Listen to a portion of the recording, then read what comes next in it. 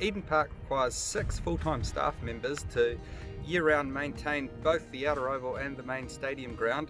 We're daily irrigating, fertilising, mowing, so really intense preparation for any code that we have here. The first things I'd think about when turfing my backyard is there too much shade? What's the drainage like? And what am I going to be using the lawn for? All of these things will affect just how successful this task is. But even with shade, poor drainage and high usage, there's always a grass that'll work for you. The best time to turf your backyard is autumn or early winter. This makes sure that the grass is really strong when we come through to summer. 3 grasses I like to use would be perennial ryegrass, tall fescue, and one of my favourites, kikuyu. They all give hard wearing, year-round durability and good colour. When the grass is young, I'd irrigate every day in the summer, but when the grass is quite a bit older, I'd be down to maybe every 3rd day, I think.